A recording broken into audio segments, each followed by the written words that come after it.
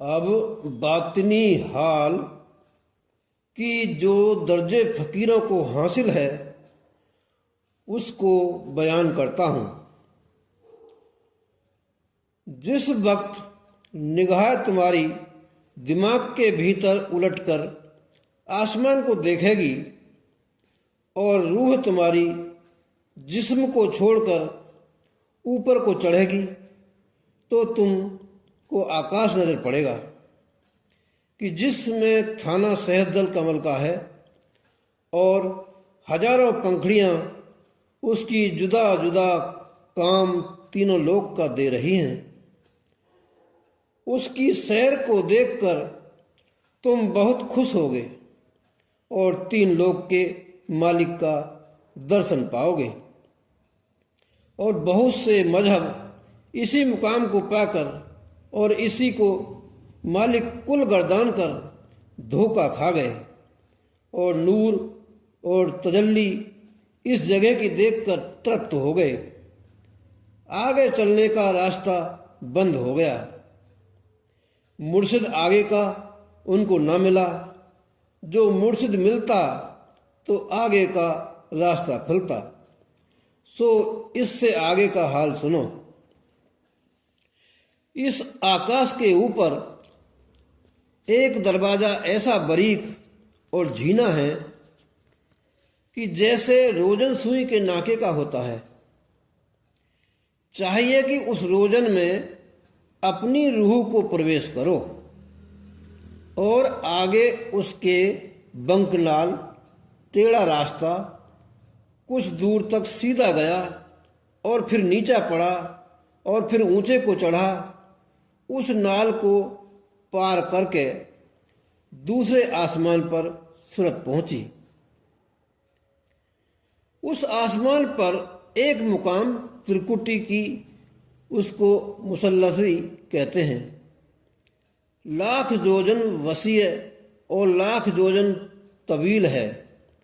उसमें लीला और तमाशे तरह बेतरह के हैं। सरह उसकी वहाँ कहाँ तक करूं, मगर कुछ कहता हूँ कि हजार आफताब और हजार महताब उसकी रोशनी से फाजिल हैं और आवाज़ ओ और हूँ और बादल की सी गरज उस सुहावनी आठ पहर होती रहती है।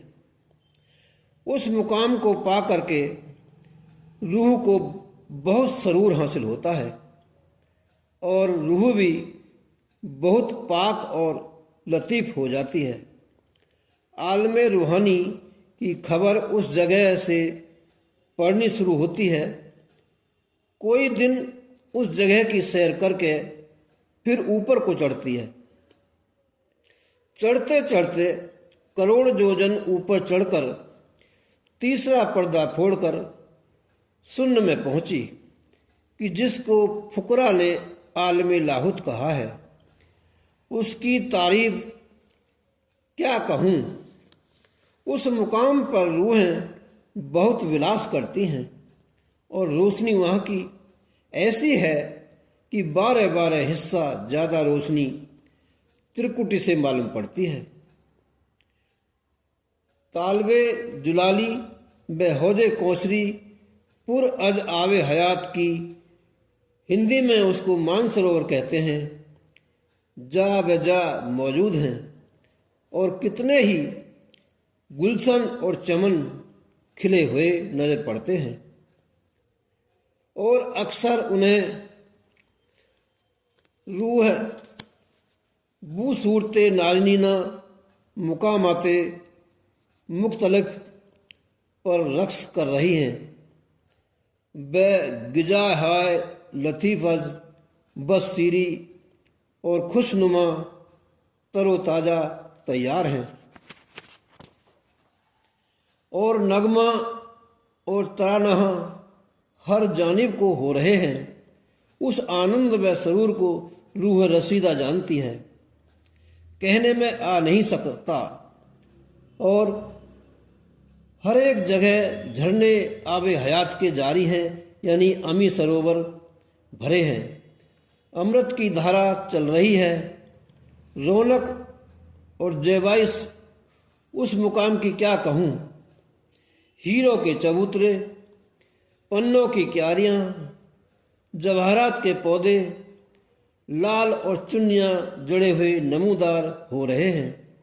मछलियाँ मुरस्सा उस तालाबों में तैर रही हैं, दम दम पर झलक दिखाती हैं, पल पल पर चमक उनकी दिल को पकड़ती है। आगे उसके अनंत शीश महल बने हुए हैं और रूहें अपने अपने मुकामों पर मुवाफिज हुक्म मालिक अपने के मुकीम हैं और कैफियत और विलास नए नए परस्पर देखती हैं और दिखाती हैं कि हिंदी में उन्हीं रूहों को हंस मंडली करके बयान किया है। नक्शबंदी उन मुकामों के देखते ही ताल्लुक है। कुल कारखाना उस जगह का रूहानी है, यानी चैतन्य लतीफ़ कशीफ और जड़ नहीं है। और वहाँ की रूहों में लताफत और पाकी अजबस है। कसाफत और मलिनता जिस्मानी यानी बदन की नहीं है और सरह उस सैरगाह की फ़कीर जानते हैं। ज़्यादा खोलना उस मुनासिब नहीं है। मुद्दत कसीर उस जगह पर रूह है इस फ़कीर की ने की है। फिर मुर्शिदों की हिदायत से आगे को चली। चलते चलते 5 अरब 75 जोजन ऊंची गई। आलमे हाउत का नाका तोड़ा। उस आलम की सैर की, उस मुकाम का बयान क्या करूं। 10 मील तक जुमलात यानी अंधेरा है। गहराई उस तिमिर खंड की कहाँ तक वर्णन करूं। खरब जोजन तक रूह नीचे उतर गई और थाय उसकी हाथ ना लगी।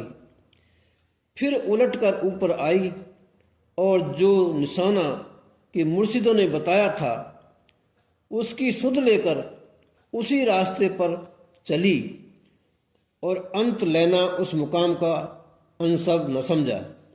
आगे को बढ़ी और मैदान महाशून्य का है। इस जगह 4 मुकाम निहायत गुप्त हैं और किसी संत ने खोले नहीं। उस जगह रूहें बेशुमार जो कि मरदूद बरदार सच्चे खुदा की हैं, उनके बंदी खाने बने हुए हैं। अगरचे तकलीफ उन रूहों को उस जगह कुछ नहीं है। अपनी अपनी रोशनी में अपना अपना कार्य करती रहती हैं, लेकिन दर्शन मालिक का उनको नसीब नहीं होता। दर्शन के न मिलने से अलबत्ता बेकली हैं। अगर एक सूरत माफ़ी की उनके वास्ते भी मुकर्रर रखी गई है कि जब जब संत उस रास्ते से गुजर करते हैं और जो रूहें कि नीचे के लोकों में से संतों के वसीले से आती हैं, जिन जिन रूहों को कि वे इत्तेफाक उन संतों के दर्शन का हो जावे, इन रूहों के ले जाने की जो खुशी कि संतों को होती है और उस सच्चे खुदा की निहायत मेहरबानी और अल्ताफ उन रूहों पर होता है। संत उन रूहों को बख्शा कर फिर सच्चे खुदा के पास बुलवा लेते हैं और हाल उस जगह का बहुत से बहुत है, मगर कहाँ तक कहूँ।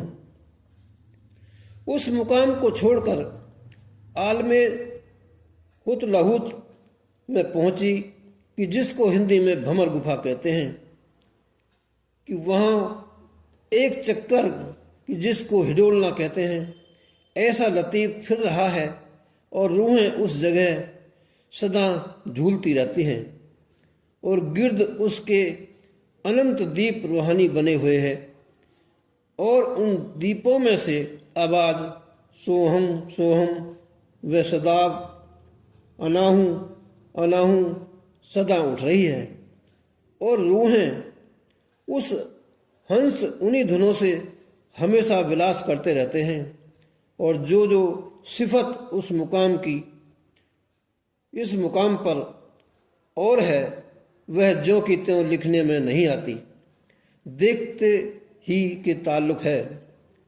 जब रूह इस मार्ग को कमाती कमाती पहुंचेगी तब आप देख लेवेगी। इस वास्ते मुनासिब है कि इस तरीके की कमाई करे जाओ। यह सबले आवाज है, इसको मत छोड़ो। अब यहाँ की सैर देखकर रूह आगे को चढ़ी।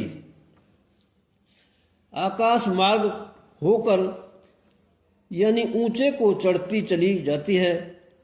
दूर से सुगंधे मलयागिरी की और किस्म किस्म के इत्रियात की सी लपटें चली आती हैं और धुनें बांसुरियों की अनंत सुनाई देती हैं।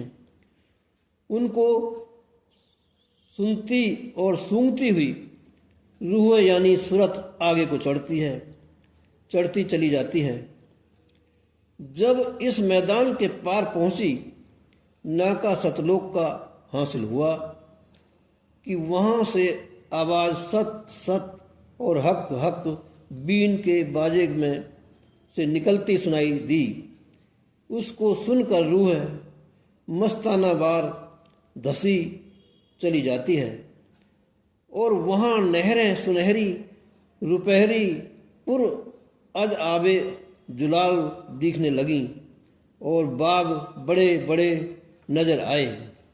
एक एक दरख्त उसका करोड़ करोड़ योजन की बुलंदी रखता है और सूरज और चांद करोड़ों बजाय फूल और फलों से लदे हुए हैं। अनेक रूहें और हंस उन दरख्तों पर बजाय जानवरों के चहचहे और विलास कर रहे हैं। अजब लीला उस मुकाम की है कि कहने में नहीं आ सकती।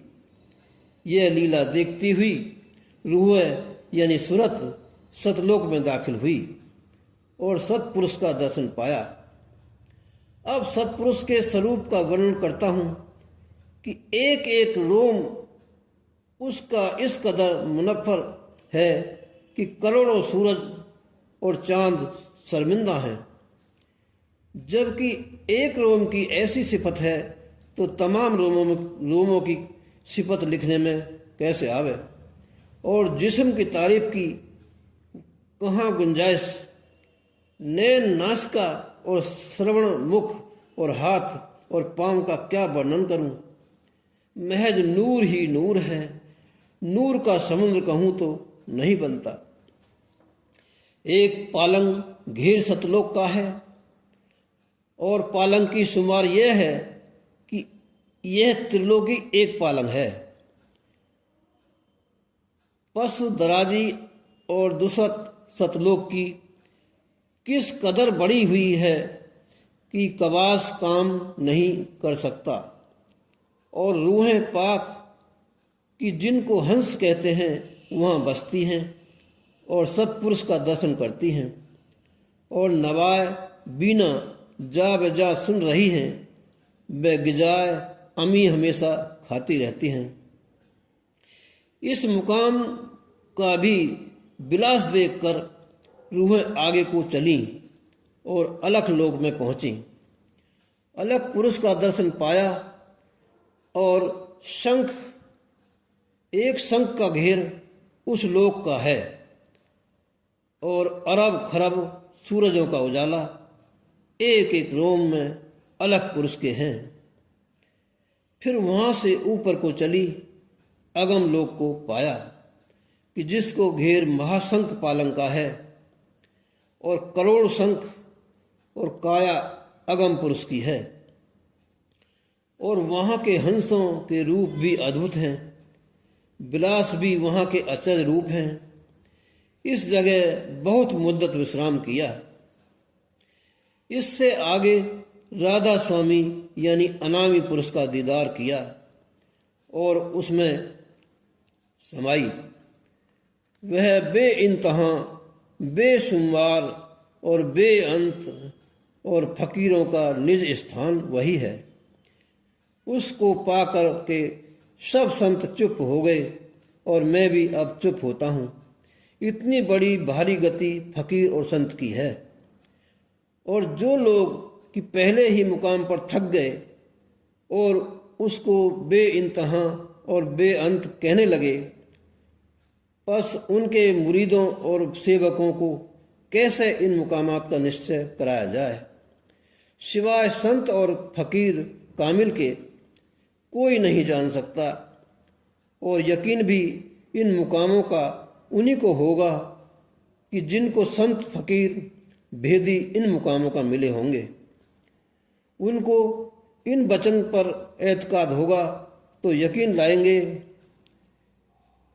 यह मुकाम न पैगंबर साहब पर खुले और न व्यास और वशिष्ठ को मालूम हुए।